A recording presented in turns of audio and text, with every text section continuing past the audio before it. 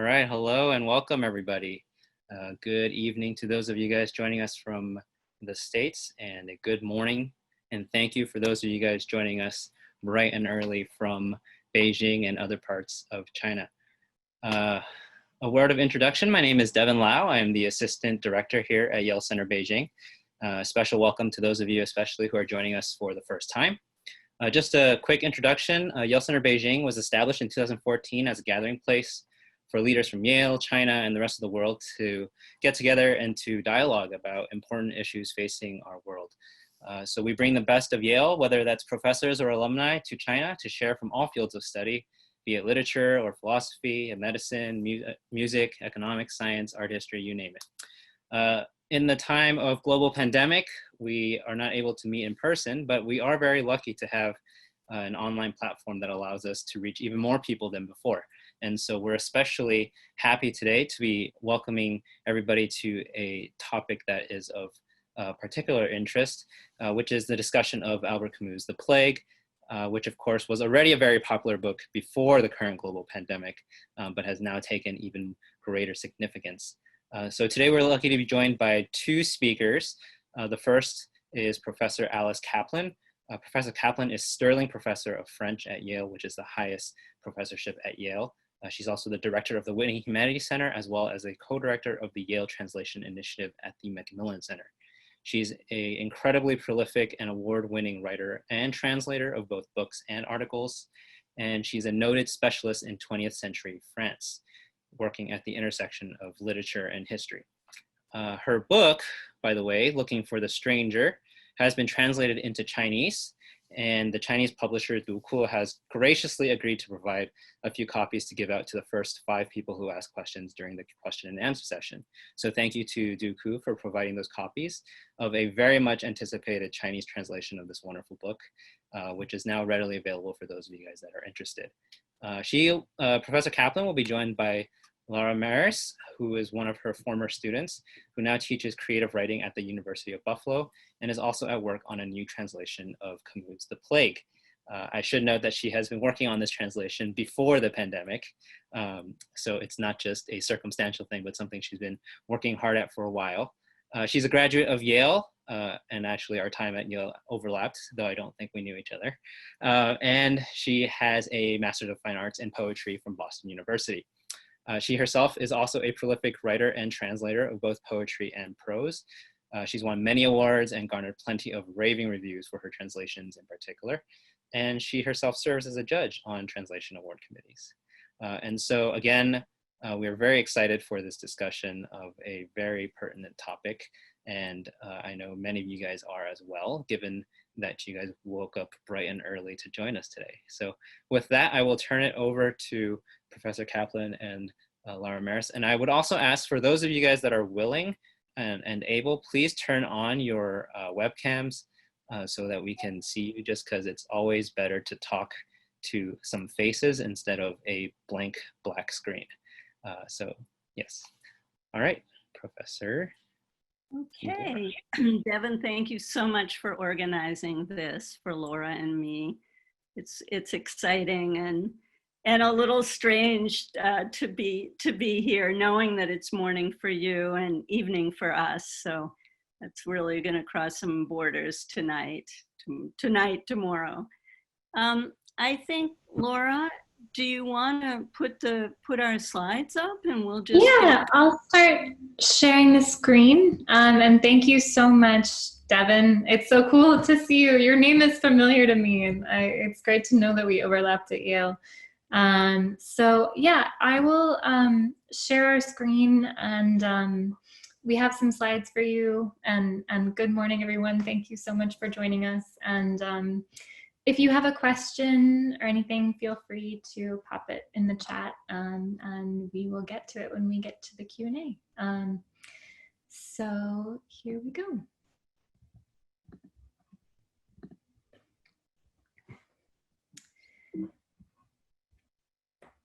All right, Alice, if you want to start us. Yeah, I'll take it away. I wonder if we could have a show of hands for who has read The Plague in this group. I assume quite a number of you have. this is the first copy I ever had of the novel, which is very strange, this devil figure looking out at the city. There is no devil in the novel. Some book designer got a little carried away. Why don't I just give you a brief summary of the novel for those of you who haven't read it. It'll help you follow. So, The Plague was originally published in 1947, and it takes place in the French colonial city of Oran, where a mysterious illness is killing the rats. And soon humans fall sick as well, although the politicians do not want to admit that a crisis is happening. The city soon realizes that a full-blown epidemic is at hand. Before long, Oran is under quarantine, and its residents have to figure out how to face the disease and survive the suffering it brings. Now, Camus' chronicle of the events of the plague follows Dr. Rieux, who's a modest, direct man who quickly realizes that he's been confronted with a truly extraordinary circumstance. He's separated from his wife, who's left the city, and he fights the plague as best as he can while hoping that one of his colleagues is able to develop a vaccine. The cure is very slow in coming, and the city government is hesitant to roll out preventative measures, and there's a rapid rise in cases. So this is beginning to sound familiar, I'm sure. The city's cut off from the world. It enters a siege-like state. And Camus gives us a whole cast of characters who respond to the plague with varying levels of kind of a hopefulness and evasion. There's a journalist who wants to smuggle himself out of the city. There's a black market guy. There's a modest clerk who's secretly writing a book, but a novel, and keeps writing the first sentence over and over again. There's the son of a judge, and there's a priest. Now, eventually the narrator bears witness to the overwhelmed state of the hospitals and the way the city tries to cope with increasing numbers of dead. After about a year, the plague weakens and disappears almost the way it came, but not before it's really transformed the lives of everyone in the novel. Let's have another picture. Yeah. Yeah, is this the first copy you had, Laura? So this is the first edition that, it is the first edition of the book, and it's not the first copy that I had, actually. This is the first edition that was given to me when I got the project of translating The Plague. But here, you know, these covers, these early covers, you can really see some, especially with this one, like the kind of way that Camus was thinking back about these chronicles of the plague from like the 17th century, you know, where like people would describe the plague in Marseille, for example, or, you know, and these are sort of sensationalized accounts, but, you know, there were ideas that like the plague dead, when they die, their skin turns grayish green, and, you know, the rats run in the city, and these kind of very, very dark, very sensational. So I think the cover designer for this edition was sort of running with that. But yeah, this is one, I mean, I think I first encountered the book in Alice Kaplan's class when I was at Yale. So it's a very nice way to come full circle.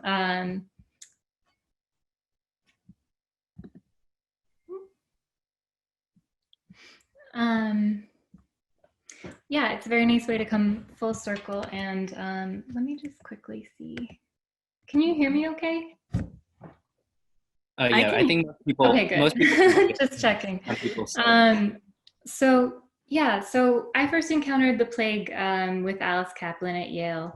And, you know, it really struck me immediately because it feels quite different from Camus' other fiction, especially for a lot of us who've read The Stranger, maybe in high school or in college. The Stranger has quite a bleak outlook on humanity from the main character's perspective. And, you know, in many ways, like the plague represented Camus at a different stage of his life when he was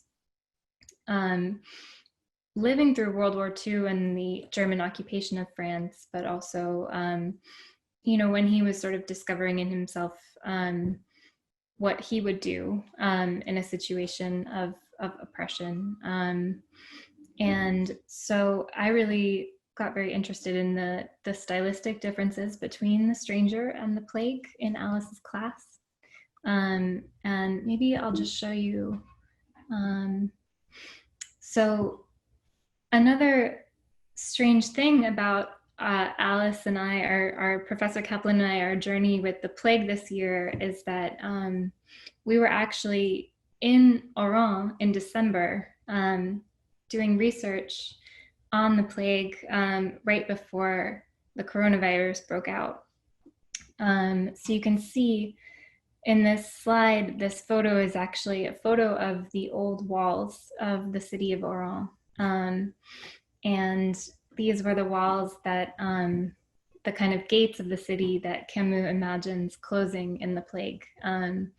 So, you know, I encountered the novel in Alice's class at Yale and subsequently through my translation, but then was also able to kind of encounter the novel again by visiting the city here. And Alice, I don't know. Yeah, it was quite amazing. I mean, we were really surprised at how closely he described Oran in some ways, even though the novel is not really a realist novel, but there were the gates, there were the walls, there was the port and the monument to the dead down at the port, and we would walk around, you know, we were having a wonderful time. Little did we know that this book that we were still thinking of as an allegory of World War II was going to turn out to be like a news story for for all of my students who read it this spring. They were saying, you know, this isn't an allegory. This isn't about World War II. This is about now. This is about the coronavirus. So when I look back at our trip, it does seem like another world we were walking around in. Yeah, well, I think, you know, in a strange way, like seeing this photo with the news that, you know, with everything that we've all kind of globally lived through with the coronavirus since we were standing there in front of those walls, I think it really does diminish some of the allegory and the way that we were initially taught to read the book. And I think people are reading this book now with more, you know, with more kind of searching into their own personal experiences. And so tonight we'll take you through a little bit of those new readings that are maybe come to the forefront a little bit when we think about this novel in light of the pandemic. Let's take a look at that next one. Yeah, you can see here there's barbed wire, there's some sort of a camp. And so for people who were discovering this book in the aftermath of war, after the liberation, they were reminded of so many things about what they had just experienced. And that's, I think, one of the reasons why the book was just a huge bestseller in 1947. It was one of these immediate bestsellers. People thought about, you know, the camps. There are echoes of the camps in the novel. They thought about the borders closed. They thought a lot about the black market. They thought about government, you know, government interference and government denial and all the politics of the plague. But I don't know now if people were looking at this page, I do not think that they would understand why this was an illustration for the plague.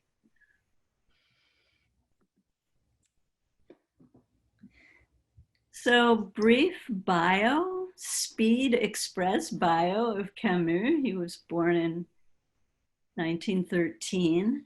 Here he is in this really glamorous photo by the French photographer Cartier-Bresson after he became famous, with the cigarette coming out of his mouth, identifying him as a good French existentialist. He grew up in a colonial setting, but in a very, very poor neighborhood. He fell in love with a woman who lived in Oran. And some people like to joke that he visited a plague on Oran because he kind of couldn't stand having to live with his mother-in-law in Oran during the war when he was short on funds. But he loved Algiers, but he had to spend some time in Oran and wrote very funny critical things about it. I think one of the key elements of Camus' life that really affected the intensity of the plague is the fact that when he was 17 years old, he started coughing blood. He was diagnosed with tuberculosis. And for the rest of his life, he died very, very young. But for the rest of his life, he kept having relapses. And he would have to go into the hospital and they would have to puncture one lung in order to rest the other one. That's the way they treated tuberculosis before there were antibiotics. So all the kind of, the physically disturbing elements of illness and the plague were almost like an extension of things that Camus himself had experienced. So in fact, when he was separated from his wife, when he started thinking about the plague, it was because he was in mainland France having his tuberculosis treatments. His wife was in Oran. I'll talk about that in a minute. I don't want to get ahead of myself. But he published The Plague in 1947. It was a huge bestseller. He won the Nobel Prize 10 years later. He was very involved in polemics over the Algerian War. And then before that war ended, he died tragically in a car accident in 1960 on a country road. So again, express history lesson. I'm aware of that we don't have all the time in the world, but I just wanted to show you this map of France. We're going to look at two maps of France. Now, quick World War II history. France fell to the Germans after a 6-week battle. The Germans came in, they occupied the north of the country and the coasts for their defense. And they left France, this free zone, also called the unoccupied zone, also known as Vichy, because the French government set up its ministries in the spa town of Vichy. And between the occupied zone and the free zone, there is something important called the line of demarcation, la ligne de démarcation. Let's look right away, though, at the second slide. The second, So this is what happened in 1942. The Allies launched their Operation Torch. They invaded North Africa. And that was really the beginning of the end for Hitler. I mean, North Africa was then liberated Allied territory. You remember Camus' wife is in North Africa at that point. Camus in mainland France. And because North Africa is free, no one from mainland France, still under occupation, no one can go there. The Germans crossed the line of demarcation. They occupied the entire country. Camus was stuck, and he wrote in his diary, "trapped like rats." And I like to think of that as the beginning, the first creative impetus for the novel. Well, let's look at the letter that his wife writes. Now, I was really happy, we have these riches in the Beinecke Library at Yale, including this big correspondence between Camus and his New York friend, Nicolas Chiaramonte. What was astonishing to me was there was one letter from Camus' wife, Francine, in this collection. And it's something that she writes to Chiaramonte when she's stuck in Oran and she's been separated from her husband, from Albert Camus, since November. It's really a kind of a beautiful letter. This year's end finds me here with the Americans while my husband is in France, unable to join me. I haven't had any news from him since November 11th. We haven't had any luck. My husband had a relapse of his illness at the end of January. It was a low blow for him, but he has a great deal of courage. He went through another round of treatments, and this summer we left for France so he could take a mountain cure. I left him in October to organize our life in Algiers for the winter. He was supposed to recuperate until the end of November. He was about to reserve a seat on the boat to come back when the Americans landed in Algeria. He would have been so happy to have been here. Clearly, we were foolish.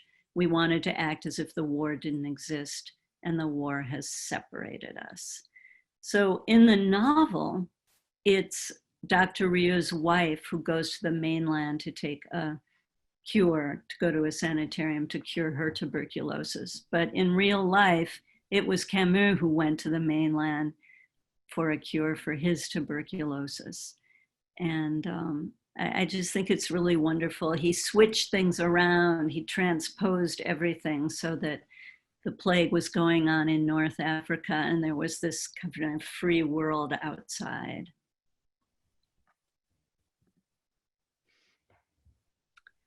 Okay, so Camus, he didn't like all of American literature, but he really loved Hawthorne and Melville, and he especially loved Moby Dick. I think because he loved what Moby Dick did with the symbol of the whale. And I really like this quotation because it tells us something about the way he constructed the plague. He says, Melville constructed his symbols in the concrete, not with the material of dreams. The creator of myths is only a genius to the extent he can inscribe those myths in the thick of reality and not in the fugitive clouds of imagination. So, you know, the plague is an allegory. It's supposed to be about World War II, all the while talking about something else, talking about an epidemic. But in order to make it stick, in order to make that allegory believable, Camus did a ton of research about plagues. There had been an incident of typhus in Algeria. He interviewed people. He studied the government response. As Laura said, he went back and read Boccaccio and he read Defoe. Defoe is actually the epigraph to the plague. And so I think to make everything, he made everything so believably pandemic-like that today we really believe that this is a book about our time. I mean, it's strangely made the book live on much longer than if he had just decided to write a novel about the Nazi occupation of France.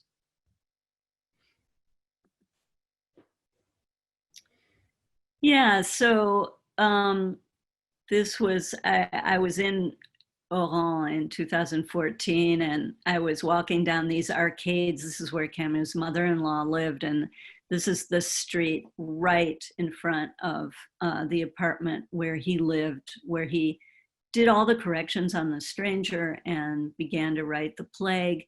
He also had a job tutoring Jewish students who had been kicked out of school when Vichy France took away their citizenship. And it's just very touching today to see in free Algeria, you know, decolonized Algeria, all the Algerians, the young Algerians, a very young country, in fact, where, by the way, there's a really large population of Chinese who are living there in a Chinatown and wonderful Chinese markets and everything. But anyway, here's Oran today, the arcade, you know, the French style arcade. You could think of a place in Paris. That's great. So I think it's really nice to see the image of the streets of Oran, just because I think it does also tie into the way Camus, you know, he was anchored in the concrete ness of the city and its bureaucracy and the people in the streets. And there's many kind of street scenes in The Plague. And I think the way that he built the language of that book in The Plague, he really builds the sentence structure around the kind of different rhythms of the city. So we're going to switch gears a little bit here, and just I'll show you some passages from my translation in progress. So this is the first translation for an American audience since Stuart Gilbert did it in 1948. And so when when I went back to look at Gilbert's translation and started thinking about my own, one of the things that was really important to me was to kind of try to capture the physical space of the city the way Camus does. And, you can really see the city and its different voices and its different kind of rhythms in the sentences itself. So when he's talking about the separated lovers, for example, he will really stretch out the sentence structure and fill it with clauses so that you can really kind of feel that pull and that longing in the sentences themselves. And when he's talking about the bureaucracy of the city, he makes the language a little bit more bureaucratic. Like he gives you a little bit of that feel of like paperwork and forms and kind of endless little eddies of different offices to go to. Like he gives you a little bit of that. And I think there's also there's a little bit of cartoonishness sometimes in the way he handles the allegory. So, there's a lot of realism in the city, but then I think a lot of the more kind of stylized allegory comes through in descriptions like this first one from the very beginning of the novel. So this is a description of the very first rat that the doctor sees kind of collapse and die, and it's kind of a sign of things to come. But there's no way that you would believe that this is a real rat. So I'll just read this passage to you.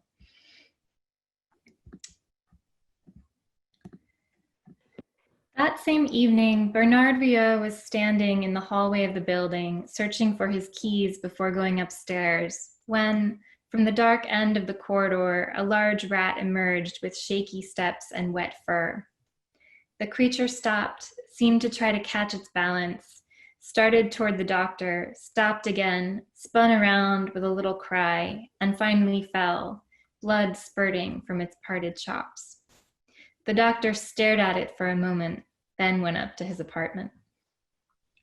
So this is kind of the first encounter with this creature that's kind of come up from, come out of the nooks and crannies of the city and come into human space and started trouble. But you can also imagine that this rat is like an ill ballerina, the way it turns around and spins and falls. It's very operatic. And actually there's kind of an echo of that operatic quality later on in the novel when there's an opera singer who actually collapses mid-performance. So this rat is sort of somewhere in between animal space and human space. But I think the blood spurting from its mouth is also interesting because I think Camus here was really thinking about his own tuberculosis. And in fact, you see that because in the very next sentence, when the doctor stares at the rat, then instead of thinking about the rat as a possible harbinger of an epidemic in his own city, he actually thinks about his wife, and he thinks about his wife and her tuberculosis. So, Camus really captures kind of the human concerns of seeing a phenomenon like this, something that's a little weird, a little out of the ordinary. I think there's some human truth in that it doesn't remind him of, it doesn't make him think of an epidemic coming to his city right away. It makes him think of something personal, makes him think of his wife. So I think it's a very effective kind of narrative device because all of us know that if rats sort of come out in the open and start dying, it's not a good sign. But the character in the moment, you know, isn't yet thinking about a disease. That's good. So I've learned so much from Laura, from watching you translate, and you've allowed me to look at the language so closely. It's fantastic. I'd always seen that rat as like a Greek chorus announcing things, but I had never made the connection really to the opera singer and so on. And you also showed me a lot about the sky. yeah, Sky in this novel is just incredible. Camus is really good at describing the sky. I don't know if we're going to get to some of the sky passages in this lecture tonight. I encourage you to take a look. Camus worked briefly as a meteorologist. That was one of his side gigs when he was out of the job. And it really shows. He's really good at observing the weather. But I'm going to stick with part one here for a minute.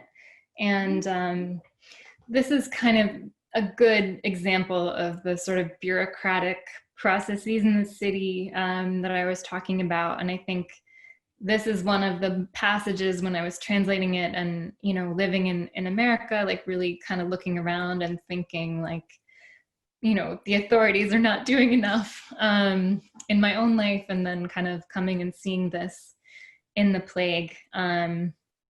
So this is the day after a meeting of all the doctors in the city, and they're talking to each other, and Ria is trying to convince them that they need to take proactive measures and they need to be serious.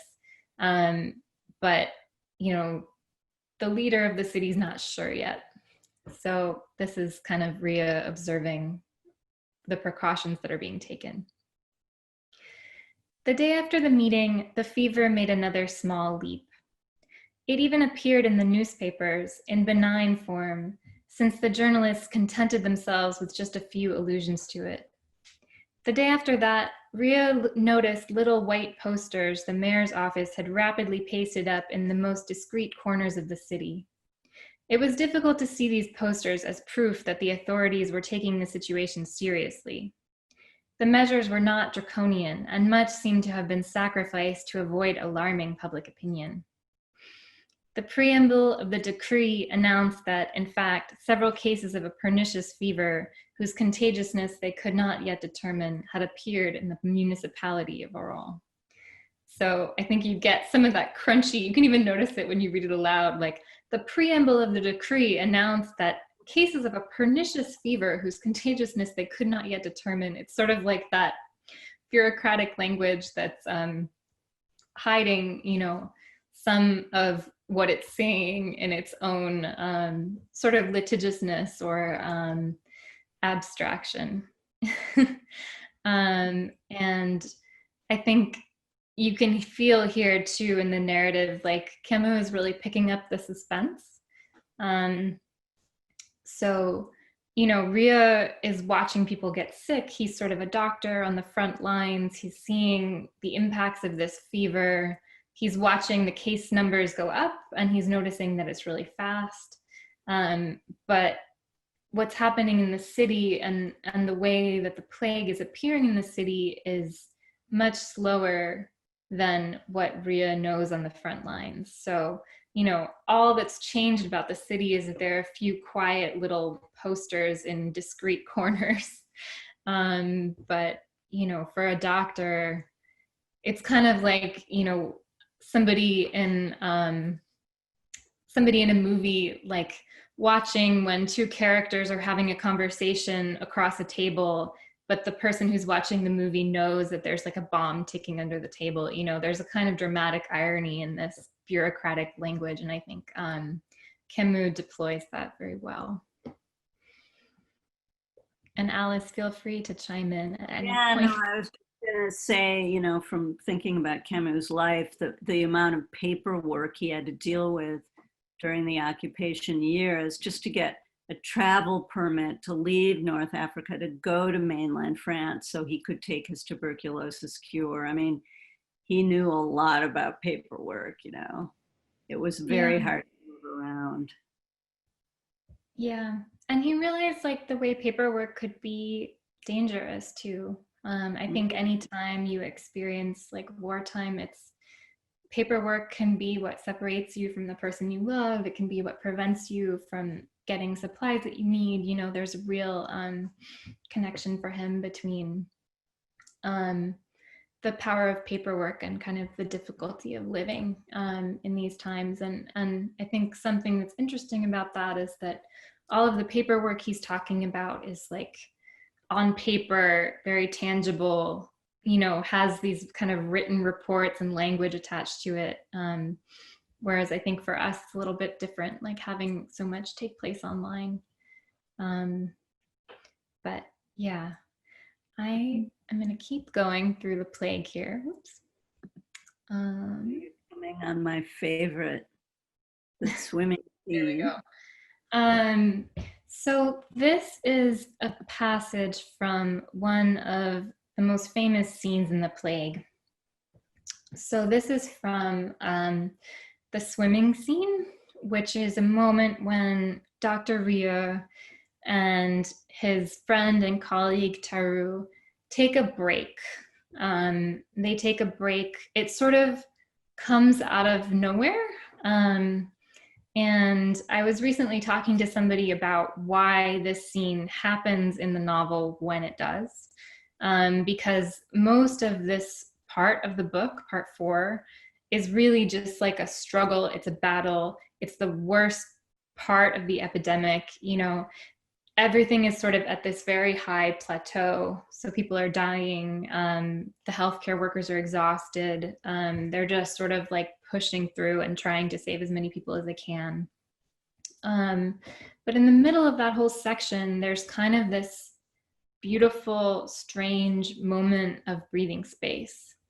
And the whole kind of tenor of the book changes for a moment. And these two men, they just take a break. And Taru actually asks Dr. Rieu, he says, would you like to take an hour for friendship? So this is part of that hour for friendship. And part of the reason this scene happens in the moment of the book that it does is because Camus, I think, is allowing the readers to feel some of the pressure and some of the tiredness that the characters are facing. But then also, I think it happens when it does because there's a lot of people in the book who kind of intrude on Rieu's time and bring him their problems and kind of put their own emotions first. But Rieu is really close with Taru, and Taru is one of the people who kind of tries to spare the doctor some of what's going on around him, you know, so he'll try to intercept other people before they bring their problem to the doctor. And, you know, not medical problems, but like, you know, emotional issues, worries, concerns. I think it's kind of a familiar thing to think about now for us, maybe more so than when I first read the book, that you can have a really amazing person who's doing a ton and being a hero, and then, you know, they can be totally undone by like their sister calling up and saying that they broke up with their boyfriend, and like suddenly there's a whole emotional weight laid on them that they didn't have before. And so I think Taru is one of the few people who sort of stops the other characters from putting their emotional weight on the doctor. So it's kind of interesting that there ever is a moment in the novel in the middle of this crisis where they can kind of personally connect. But I think Taru finds them, he catches Rieu at a moment when they are sort of stepped outside of the crisis. So they end up going to visit a patient who's not critically ill. The patient just sort of asks, like, would you like to go up on my terrace? And so they go up there and they look at the sky for a while and they talk, and Taru tells Rieu his life story. And at the end of that, they decide to go for a swim. So it's kind of the culmination of these two men kind of sealing their friendship. And it's a really beautiful passage. So I'll just read this aloud to you. Just before they reached it, the smell of iodine and seaweed announced the sea. Then they could hear it. It hissed softly at the foot of the blocks of the jetty, and as they climbed them, it appeared, dense as velvet, supple and sleek as an animal. They sat on the rocks, turned toward the deep. The waters swelled and ebbed slowly. This calm breath of the sea made the oily glints on the water's surface emerge and disappear. Before them, the night was limitless. Rio, who could feel the pockmarked faces of the rocks beneath his fingers, was full of a strange happiness. Turning toward Taru, he could make out on the calm, serious face of his friend this same happiness that forgot nothing, not even murder. So a couple small things I just want to bring to light here. So one thing that's really beautiful is that you actually get a little hint of the rat here, even in the midst of this scene that is sort of a break. So the sea is dense as velvet, supple and sleek as an animal. So it sort of makes you think of that rat in the beginning with the wet fur. So even in this sort of moment of respite, they're not separated from the kind of vector of the plague. It's still there. But I think there's also something about just being allowed outside of the realm of quarantine for these two men. So looking at the sea is kind of a limitless space where the city itself feels very limited in its quarantine. Nobody's allowed to leave.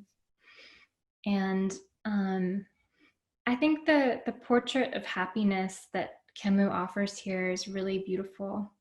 And the idea that you can have this moment of happiness, you can have this kind of human release where you're allowed to put down your burdens for a little while, but you don't have to forget to do that. And I think Camus, that was a very important idea for him, the idea of not forgetting and kind of keeping in mind everything that's happened, keeping in mind everything that you've lived through, but still finding a way to let happiness coexist with that. I do think too that happiness for him is often linked to water and to swimming. I was just working on his travel journals to North and South America, and every time he cannot stand all this socializing he has to do on his lecture tour, he just looks at the sea. You know, he starts writing about the sea. It's always a respite for him. But I love the way you found the rat in the water there. I mean, that's really, I don't know if anyone's ever noticed that before. It's extraordinary.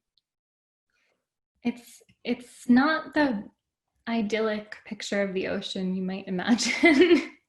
The oily glints, the sleek fur. I mean, and I think the passage, often people have romanticized it so much that they've forgotten how to read it, because everyone thinks of it as the great male bonding, you know, the great bromance scene in Camus. Yeah, well, a lot of the great bromance scene. Did you just say that? That's great.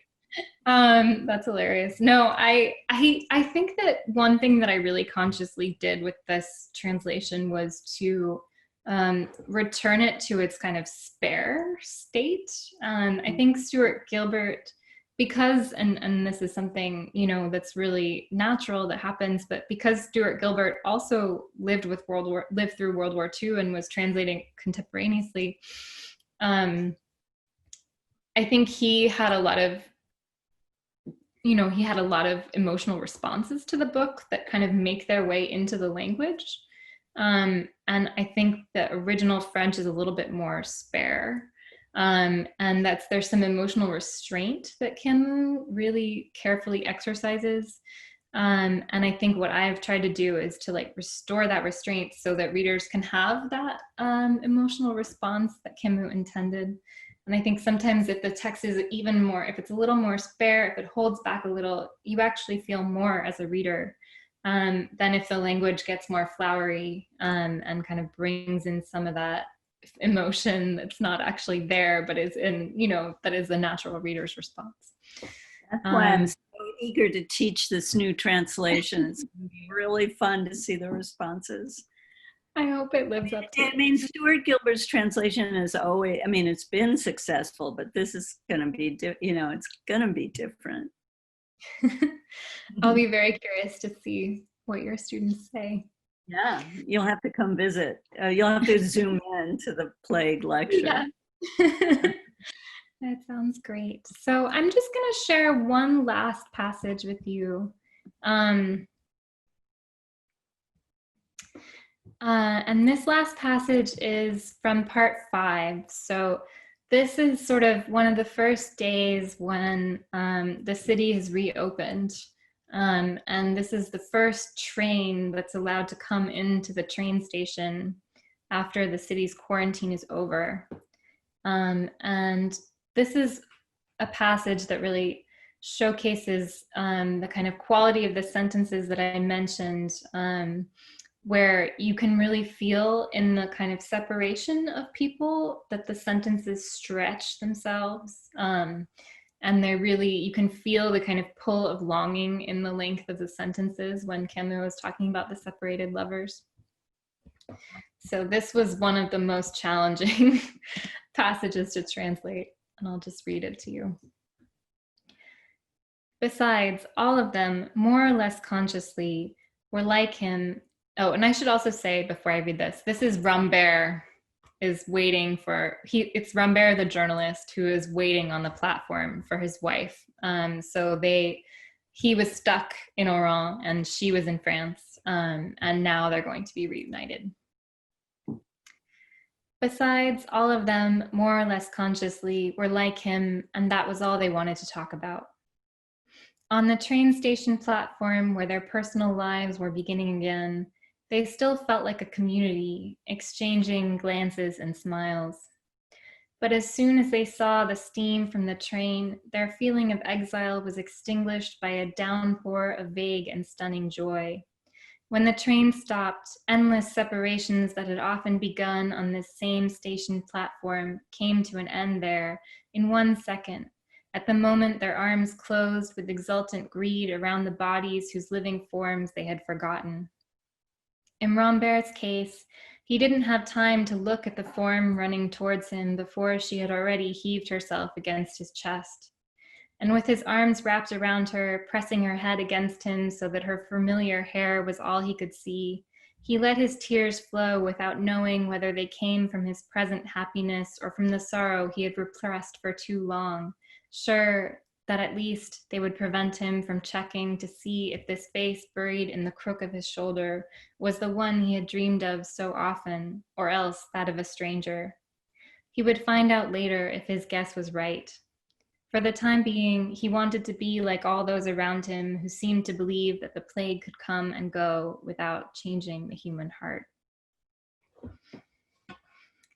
So that one long sentence is definitely one of the longest in the book and quite a whopper to translate. But I think, this sentence is really the last moment when separation is kind of in people's minds, and then people are reunited, and it's like the sentences that have been stretched are sort of let go like a rubber band, and all that human longing is kind of extinguished by the return of this train. And I really admire this passage also. There's a lot in this section that sort of builds up to being able to write this kind of a sweeping sentence. I think Camus kind of couches it in these kind of moments earlier on in the passage where it's like people were all they wanted to talk about.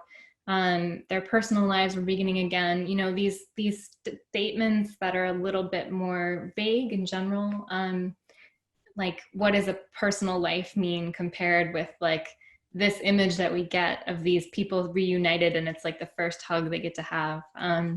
So he actually kind of dramatizes in this passage kind of vague language giving way to something very real and vivid and beautiful. And this is a passage that I've been thinking about, especially this last sentence, the plague could come and go without changing the human heart, is a phrase that returns to me a lot in our contemporary moment.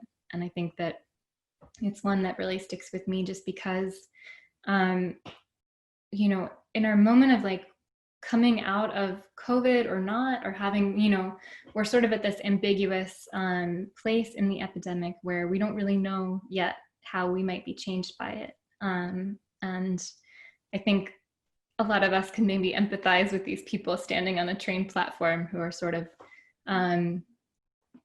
imagining that maybe nothing has changed, or at least for the moment, blocking out what might have changed.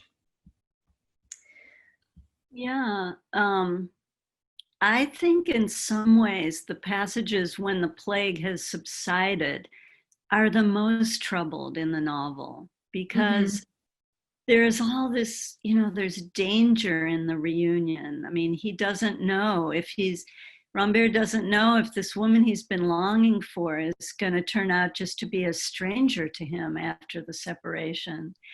And that was something Camus felt very strongly after being separated from his wife and having started a passionate love affair with the actress Marris. He writes, he was a journalist too, and he had a daily newspaper, and everyone read his editorials at the liberation. So he would write, for example, here's a quotation about separation from the newspaper: "Nostalgic longing, broken loves, ghostly dialogues carried on across the plains and mountains of Europe, or sterile monologues conducted in the mind of one person awaiting reunion with another. Such are the signs of these wretched times." Well, he really hated separation. I think separation was a plague for him too. And at first he wanted to call the novel The Separated. And I really find it so interesting that he made his sentence length in some ways speak to that moment of reunion. That's fascinating. Yeah. It's interesting too when you hear more of Camus' backstory, like the way he sort of divided himself. Some of his personal experiences go into the journalist Rambert, some of them go into the doctor Rieu, some of them go into Tarou, who was kind of really against the death penalty. So that was also something Camus shared. So there's kind of glimpses of Camus in his personal life in all of these different characters. So in a way, it's sort of an interesting strategy for a novelist to try out. Instead of, it's like when you analyze a dream and it turns out every single character in the dream is some aspect of yourself. Yeah, I think there's definitely an aspect of that. But yeah, I think we have some good questions in the chat. Devin, is this a good time to kind of turn over to some questions? Sure, yeah, we can do that. So as Lara just mentioned, if you have questions, please feel free to write it in the chat box or type it into the chat box. The other thing you can do is under the participants button, you can just raise your hand and we will try to call on you in a somewhat orderly manner. And I think that the questions, your discussion brought so many different aspects up. We can discuss so many different things. We can discuss translation theory. We can discuss the book itself. We can discuss, how do we read this book in light of our current circumstances? There's so many different things that can be brought up, and both Professor Kaplan and Lara are very astute at being able to answer questions from multiple angles. So please feel free to do that. And then there's no bad question. That's right. Yeah. Well, I feel like maybe we should start with the ones that are already in the chat. Absolutely, yeah. So we have Yutong Yang, who says, "Bravo, Laura," on the translation. Thank you. in Chinese translation theory, and I'm sure in other translation theories as well, there's an emphasis on accuracy, fluency, and beauty. So what do you think about this system? Which of these you usually prioritize in your work? And I guess you guys are both translators, so maybe just talk more generally on sort of your theories on translation. Yeah.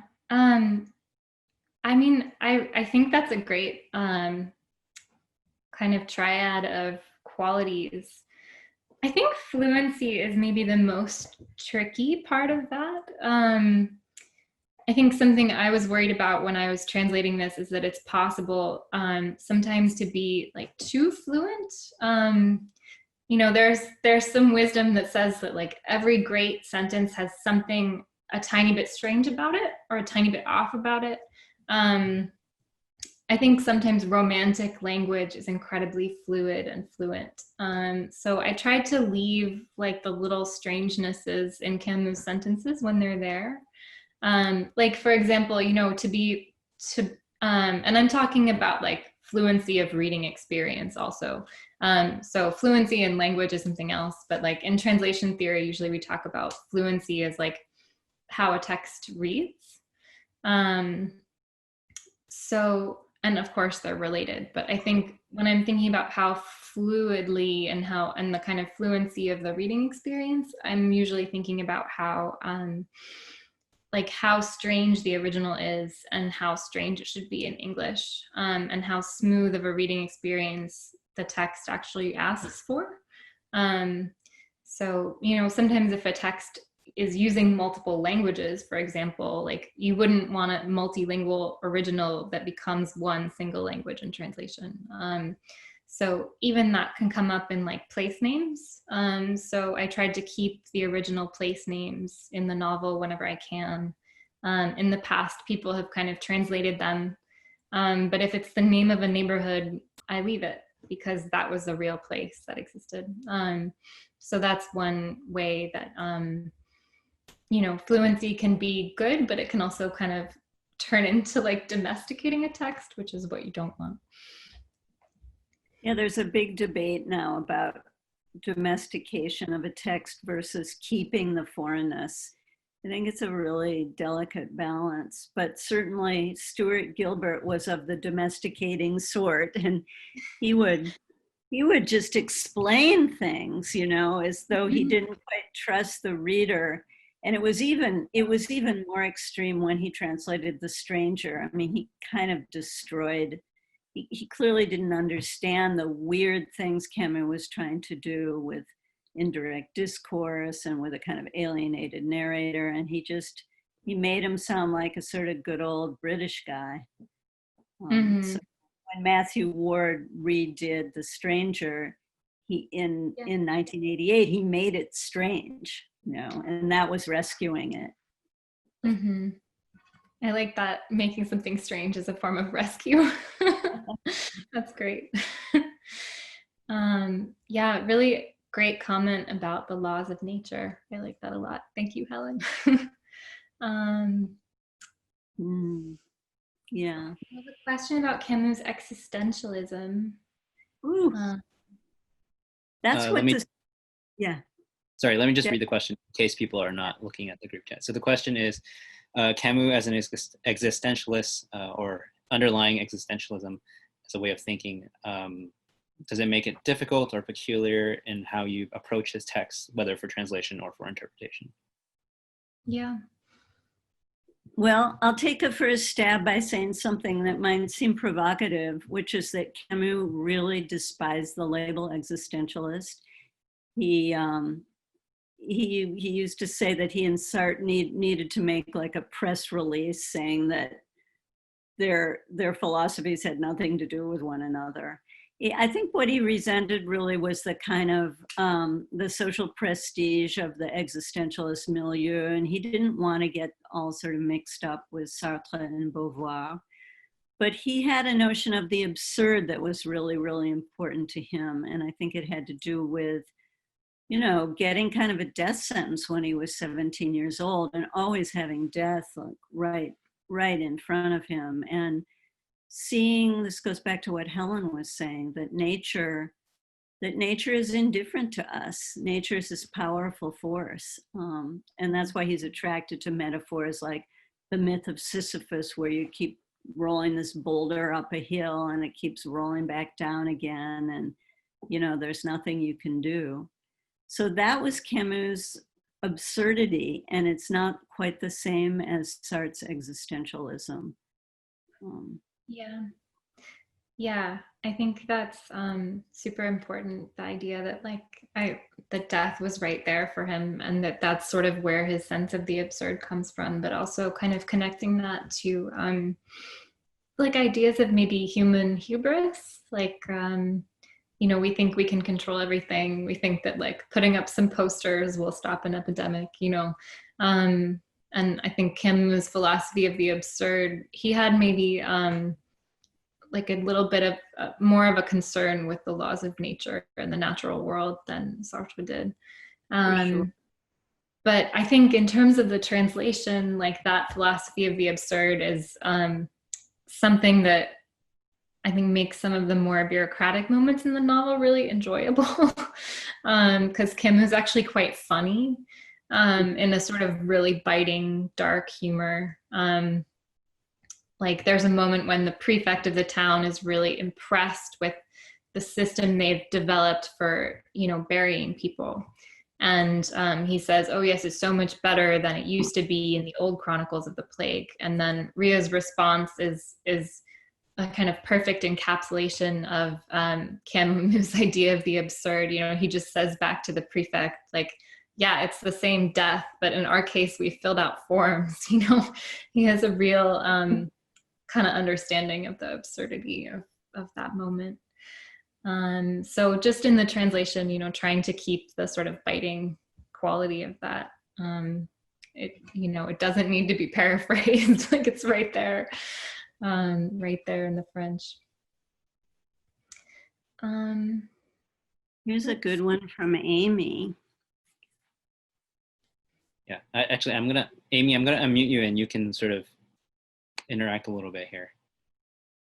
Okay, sure, thanks you. So Laura, I really liked the way that you compare your version of translation with the old Gilbert one, which both of you have pointed out incorporate too much of his own personality into the translations. But I was also wondering that should translators, when translating, aim to come as close as possible to the original text, or can they incorporate some of their own interpretations of the text or the emotional responses that they are reading the text into their own version of translation? So because if it is the former case, then why would we as readers need to read new versions of translations? And what would it mean for the newcomer translators to translate works that have already been translated? So these are some questions that I've been wondering about. Yeah, thank you so much for the question. I think, this is a sort of thorny space in translation because I think language is always evolving. We don't talk the way we did in 1940. We definitely don't talk the way we did in 1900. So I think I'm always in favor of there being multiple versions. I think translations are always sort of reaching across one language, reaching to another, and finding some kind of midpoint. But I think the more translations you read of a text, the closer you can maybe get to the original. And it's actually really fascinating to compare passages, if that's something that interests you, because then you're really seeing the different ways people have responded to the original text. And it sort of creates this palimpsest of possible versions. But I think, as far as bringing your own personality, I think personality is a little bit tricky. I think what you bring I think the thing in the back of my head that I have to watch out for is when I fall in love with a passage. When I fall in love with a passage and I wish that I had written it, and I have to be really careful. That's when the alarm bells in my head go off and I'm saying are you are you writing this because, are you writing it this way because this is what you love about it? Or are you writing it this way because that's what the author wrote? So I think there's a kind of, you have to watch out for your fandom when you're translating, because it can kind of, and I think this might have been what happened with Gilbert. It's like he loved some of these things so much that he gave them a little bit of a spin that they don't have.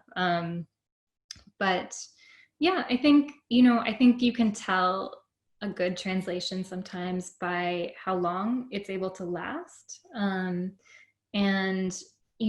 if people are still connecting with the translation, in 50 years, like that's a good sign. And I think that has a lot to do with the author and the original as well. If people find that they still need a book, then having new translations of it is a way it kind of remains alive.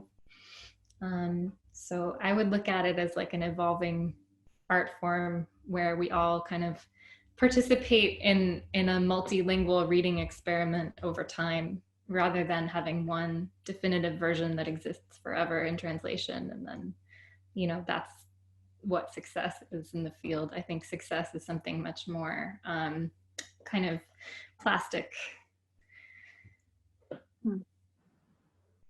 There's some funny everyone is really what I'm saying. Don't be afraid to retranslate. Yeah, for sure. I was thinking of some funny examples people like to joke about in the French tradition. So this writer named Giono, who had a very big ego, he translated Melville, he translated Moby Dick, and the translation bears very little resemblance to Moby Dick, but the French love it. They don't want another one because it's Giono, So that's really like Giono just seizing Melville and making it his. I don't know where you would place efforts like that, but they're almost like performances or something rather than translations. Yeah. It can be like a way of method acting or something, to be, especially if you're a writer yourself and then you sit down and you write a translation of somebody else, like it can be a little dangerous. Everybody is reading Emily Wilson's new translation of the Odyssey, which is quite amazing. I've been in some big fights about it because on the first page she says that Odysseus is complicated. I mean, he's usually called wily, and there's that one line where you have to say what he is. And I guess the Greek can just lend itself to all different interpretations. People are having knockdown, drag out fights about this one line. But it's like, if you want to read a different version, it exists. If you're going to translate something that's like already been translated so much, why not? And so fresh. It's just wonderful. Yeah. Let's see. Good question about objectivity, and combining the narrator and Tarot's journal. That's great. So that's a question from Francis. Francis, I'm gonna see if I can. Do you want to expound on that a little bit?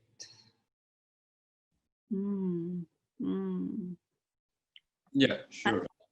Thank you both for such a wonderful lecture. And I was just wondering about, like, I recently finished The Plague, and I wanted to ask about the effect of having two sources of information, narrator and Tarot's journal, because it seemed like it was part of the narrator's grand scheme for like objectivity. Maybe it was Camus emphasizing that early on this journal had a state objective.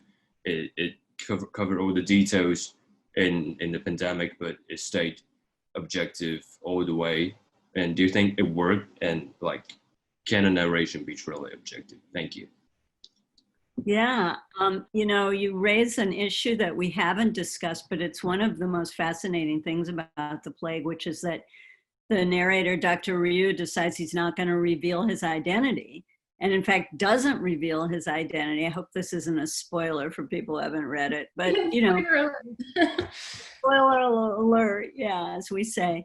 But you're reading along, and the guy says he's not going to say who he is because he wants to speak for everyone. It's this almost ethical decision to speak for everyone. And so you're reading along and you're thinking, well, I mean, it could be Rieu or it could be Tarou, but Tarou is only interested in like absurd and kind of weird little anecdotes of like the guy who spits on cats, and Rieu is the one who has the more ethical imagination. But almost everybody, I mean, so many of the characters write. So and then every time someone dies, you think, okay, well, it couldn't be him who's keeping the journal. So there's this almost detective story aspect that makes the narration work, but there's also a big ethical message that he's trying, and I think that's one of the things that you faced in the translation, right? How do you translate the tone of this guy who wants to describe the plague from the point of view of everyone and not be selfish or, eccentric or reveal his own personality?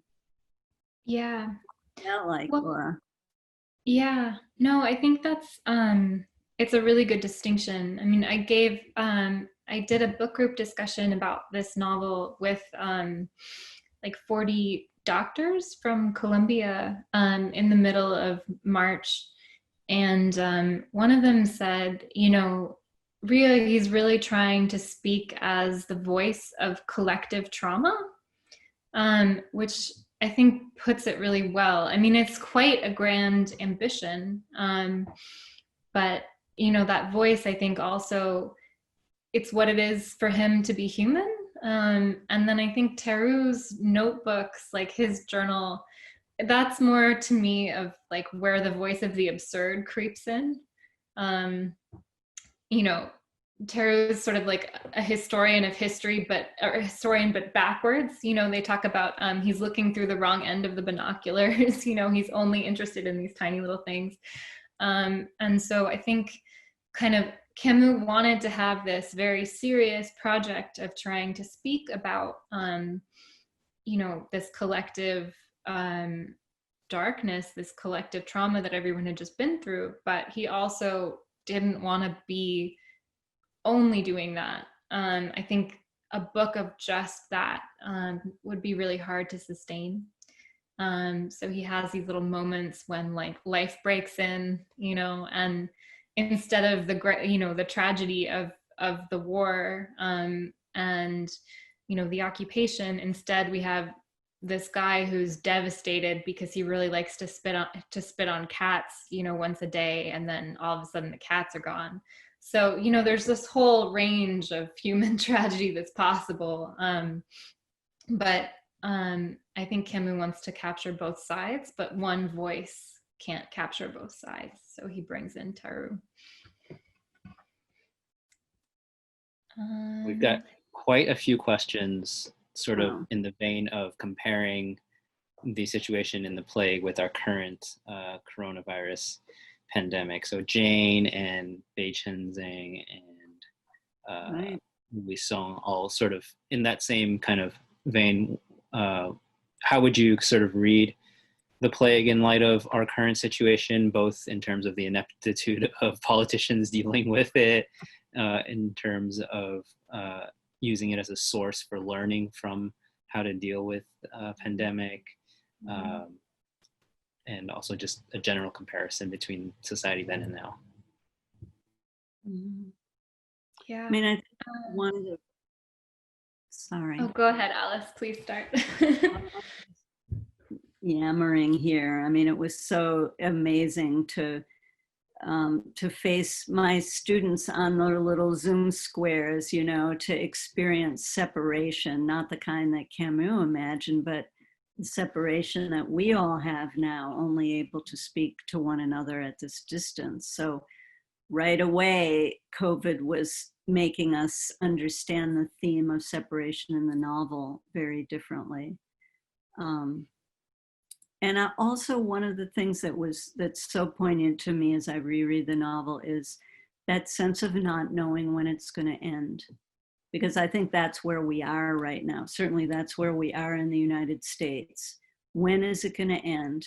You know, how long until there's going to be a vaccine? And Camus really beautiful at representing that uncertainty. And it's one of the big things that we're all grappling with. It could be forever, you know, the vaccine could not work.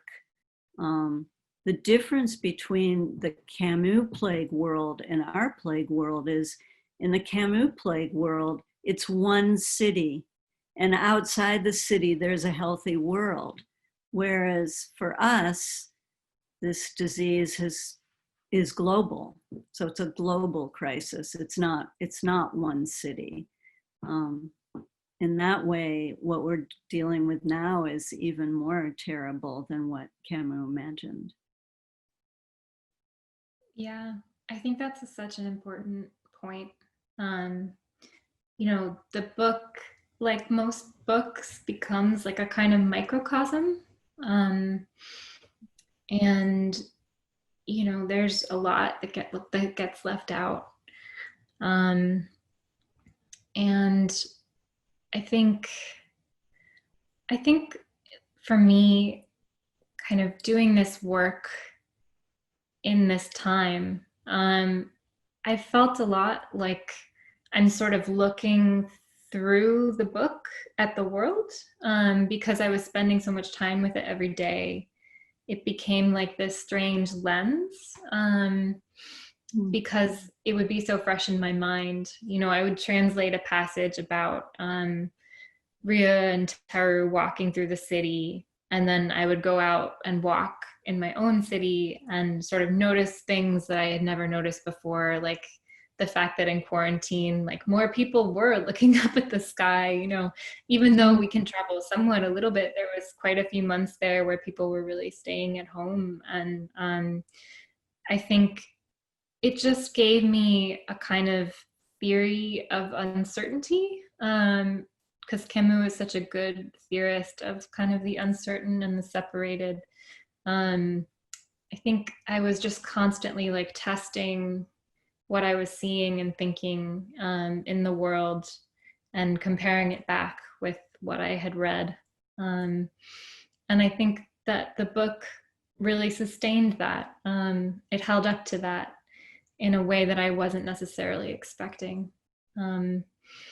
With some important differences, you know, I always get questions that are like, why aren't they social distancing? I'm like, well, germ theory. I'm upset about that. Like, wear the masks. Yeah. So, but I think I turned in the first draft, you know, the draft of my translation to the publisher exactly a week ago. And I felt really bereft. Like this thing had kept me company, and now it's not on my desk anymore, at least not for now. So that makes me sad. Yeah, I was surprised by that. There's a transition in this question, the question of the myth of Sisyphus, because, you know, Laura was talking about kind of uncertainty and the constant effort. So the plague really is just this constant struggle. And it's a little bit like Sisyphus rolling that rock up the hill. I mean, they keep trying and trying, and the sanitary squads are out there, and it just never ends. And I think that's Sisyphus within the plague for sure. Yeah. And just to kind of tie that to the final question here, you know, I think this idea of forgetting, Camus was really worried that people would forget. I think that's why he wanted the kind of metaphor of fascism to be a disease, because he was thinking about the occupation, but he was also thinking about the future and how, you know, these kinds of moments of oppression rise up, and that humans have to kind of create both physical, we have to create physical immunity to disease, but also a kind of internal psychological, social immunity. And I think he was really hoping that the plague would serve as a kind of inoculation against future wars. So he wanted people to kind of have some kind of physical memory of, human crisis and world war within them to carry forward. And I think that that's why he decided to create the metaphor of the plague this way. And I think it's part of why we still turn to it. So he was very much hoping that this book would be a kind of inoculation. And I think in some ways he succeeded in that.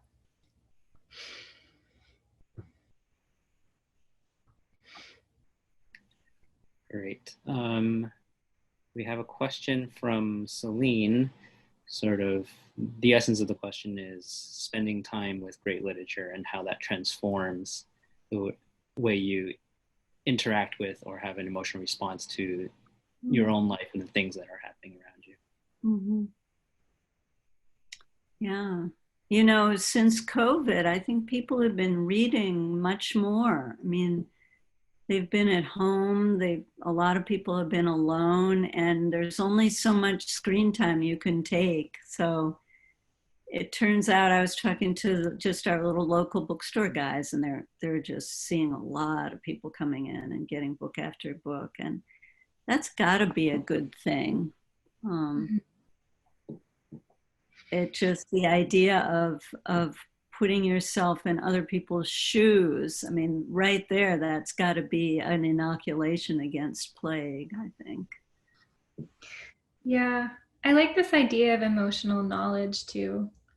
It's like ties back to the way in which Camus is absurd and his sense of death. He kind of encourages us not to shut out the natural world, like to acknowledge the ways in which we're sort of bound to the natural world. And I think that ties into instinct, which is maybe another way of saying emotional knowledge. And I think Camus, maybe because of his personal history with disease, because he was ill, or maybe for other reasons, he's a lot more tuned into kind of being a human and having kind of instincts of worry and anxiety in response to the natural world, like, the sensitivity to the changes in the weather and how it affects people's feelings, and I think that that's both something that maybe we're noticing in ourselves when we're in the world, because we don't, we're not traveling as much, or we're in a more confined space, but we really notice that our mood lifts when the sun comes out, or it's we're in a really bad mood when it's cloudy, like those kinds of things. That kind of noticing is something that literature, I think, can do, and especially Camus, in Camus' hands, it's something it can do. And then we have a couple questions more on translation and what makes for a good translation. In Laura's case, why did you decide to translate a classic text and a classic translation? Why did you decide to redo that? Not to imply that the previous one was bad or anything like that, but but that's a good discussion on, what even, can we even say there is a good translation? What does that even mean, right? So. Yeah. I think, well, the previous translation, both the Gilbert translation and then the British Penguin one by Robin Buss, they leave some things out. There's some really important historical markers that are not in there. Part of the plague and kind of the scenes of death in the plague was Camus' way of bearing witness to the Holocaust. So it's really important that when he uses the word smoke, like it's smoke in English. And so, changing that is something that's a problem. I think Buss has missed. It's not really the same. There's things that need And just stylistically, I think there needs to be a version that's a little bit closer to the sharpness of Camus. Like it's not exactly a flowery text. It's got some real sharpness. And I'm not saying that Gilbert's is super flowery, but he does have more flourishes. Well, So my favorite bad example from Gilbert, you know, rest his soul. I think he was a great translator in many ways. But at the end of that swimming scene, Camus just writes, you know, it was over. We had had our time swimming, and now we had to go back to the city. We had to start up again. Il fallait recommencer. And Gilbert says, we had to put our shoulders to the wheel. I mean, where in the world did he make, you know, he just reached for a metaphor when there was one. Camus just very simply said, we have to start again. Yeah. And that simplicity is like, it's heartbreaking, you know, but yeah. I don't know if your heart breaks when you hear they put their shoulders to the wheel. It sort of like makes that macho when it's really not. So, you know, there are things like that. But frankly, I was just super happy to get a chance to translate this book. You know, they want a new translation. I'm 100% delighted to do it. There was a big lobby to convince Knopf that a new translation was necessary. There were a lot of critics and the Camus estate. A lot of people weighed in on the need for a new translation. And I can tell, you know, students always think that The Stranger is so wonderful, and they tend to think, well, what the plague? It's just not as intense, you know. And they find it a little sappy sometimes, and they are not going to find the Marris plague sappy. That I know. Somebody asked a really fun question about if there's a Hollywood version of the plague, who would you cast for Dr. Rieu? I really like that question because I mean, one of the problems with the plague is there aren't enough women characters. You know, Hollywood always wants love stories and, you know, men and women.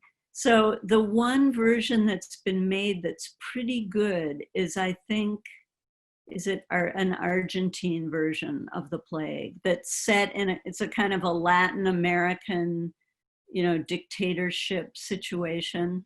And they actually made Rambert a woman, played by Sandrine Bonnaire. But who should be Dr. Rieu in the Hollywood version? I don't know. I feel like this is a dangerous question. Whoever we is now going to be in your mind when you're we shouldn't go on record. This is being taped. But maybe people who haven't spoken want to give some ideas in the chat for who could play Dr. Rieu. Feel free. And I should say, you know, if anyone wants to get in touch or ask a question or anything, you know, you can find me on Twitter, or write to me through my website. Be happy to talk further with anyone. Great. I think we're running close to the end of time. Maybe we'll end with this last question that Victor Tien asked, which I think is pretty interesting, talking about how World War II was an obvious inspiration for Camus in writing this book. You know, we have other examples of other great works of literature coming out of difficult times. So if you would sort of be a fortune teller for now, and sort of what do you think the pandemic, what kind of effects they would have on new works of literature?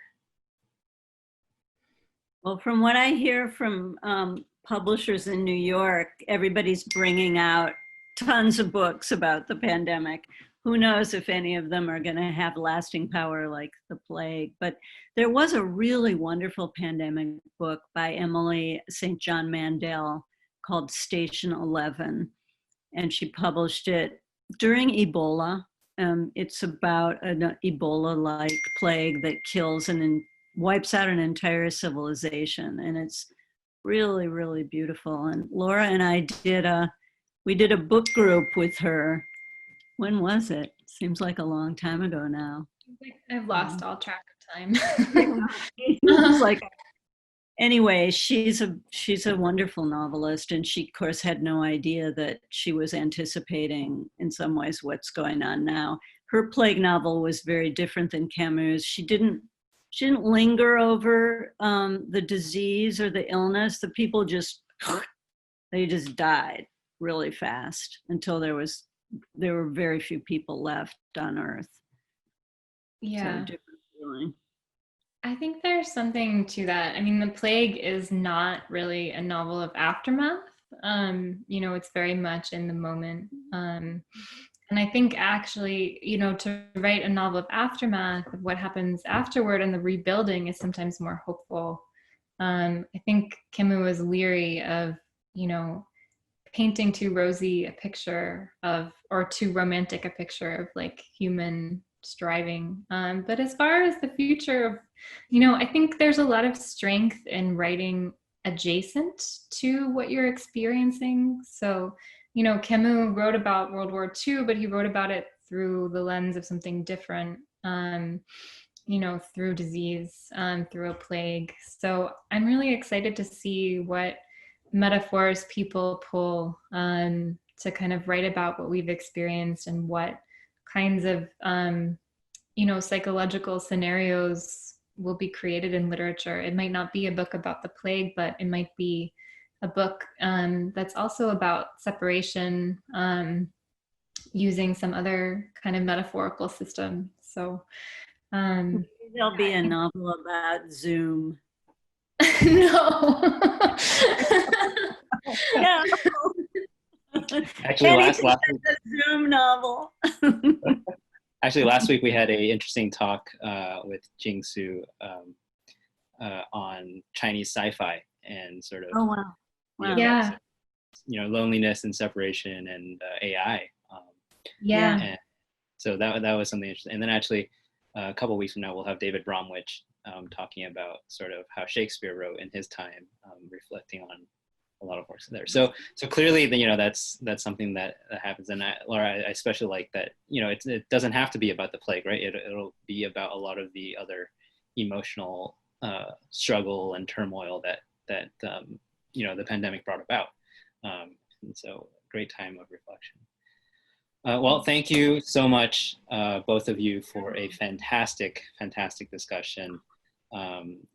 Truly fascinating. I'm sure everybody's going to rush out and buy, some translation of The Plague now. Wait a year. That's right. Wait a year for the new translation. And some people are there obviously are there a lot of Chinese translations of The Plague? There are. Somebody commented there are at least 3 that they've sort of read already. So I'm sure there are more. So, well, I'd love to hear more about that if anyone wants to drop me a note about Chinese translations of The Plague. Right. And of course, Professor Kaplan's book, Looking for the Stranger, also recently translated into Chinese. So thank you again. I'm not sure when it's coming out. I think in the next. I think it's out already, actually. So great. Dooku, the Chinese publisher, has given us a couple copies, and of course, people, it's readily available online now. So go look for that as well. And thank you both again for just a very fascinating and wide-ranging talk. I'm going to unmute everybody so that they can say thank you to you personally. And people, if you're willing, please turn on your video cameras so that you can say thank you and goodbye. And the Chinese tradition at the end of a group event is to take a group photo. So if people would turn on your cameras, we can take a group photo via Zoom, and that'll be our memory. Thank you so much for being a wonderful audience. Thank you. Really enjoyed it. Thank you, Professor.